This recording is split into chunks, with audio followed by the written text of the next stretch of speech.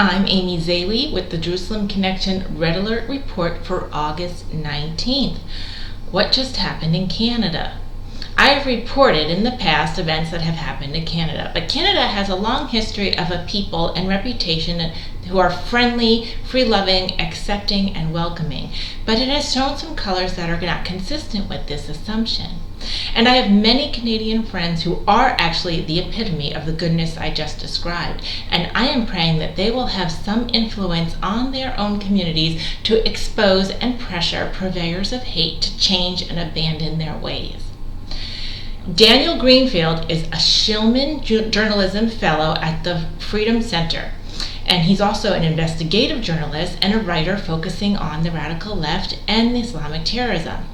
He published in Front Page magazine an article titled BDS and Antifa Bigots Shout Back to the Ovens at Toronto University. This was posted early this month in the magazine. York University was hosting a group of IDS reservists early in August.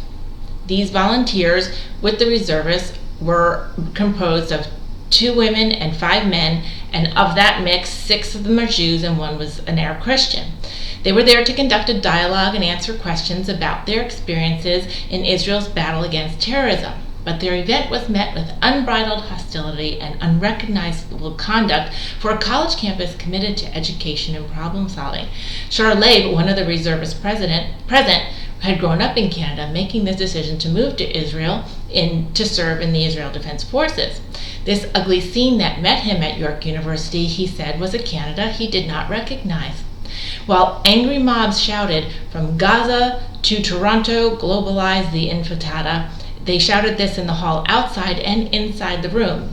Anti-Israeli thugs also tried to shout down the speakers.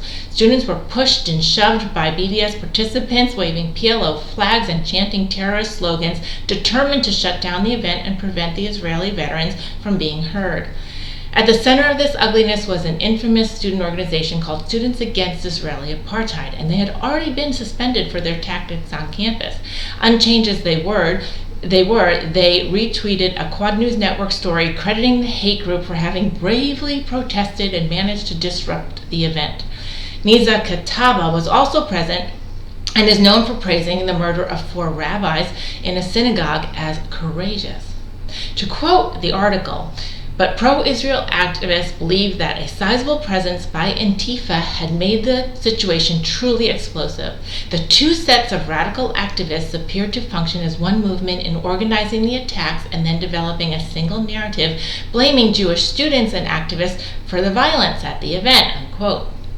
The result was, quote, "This was a first time we saw a very effective collaboration between Antifa and BDS pro-Islamic activists."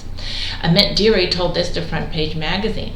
Quote, "This event was proof that there is a deep connection between BDS and those who hate Western civilization," unquote. The events at York University were so serious that Premier Ford and Prime Minister Justin Trudeau issued statements in response. Ontario's Premier Doug Ford stated, "I am disappointed that York University allowed for a hate-filled protest to take place last night at Vary Hall, and I stand with the Jewish students and the Jewish community." Prime Minister Justin Trudeau tweeted, "On Wednesday night, violence and racist chants broke out against an event organized by the Jewish community at York University.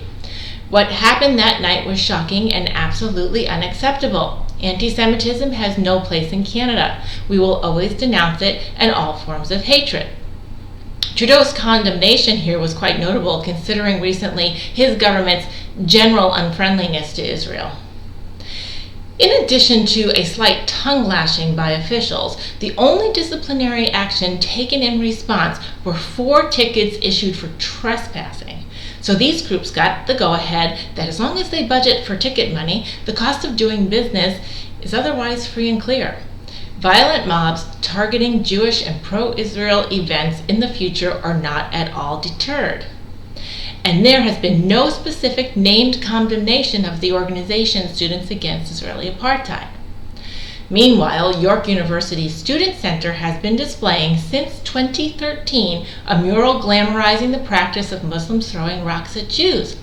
Few Jewish students and community members were surprised that the anti-Semitic violence occurred at York, a university where the public art celebrates an anti-Semitic violent notion.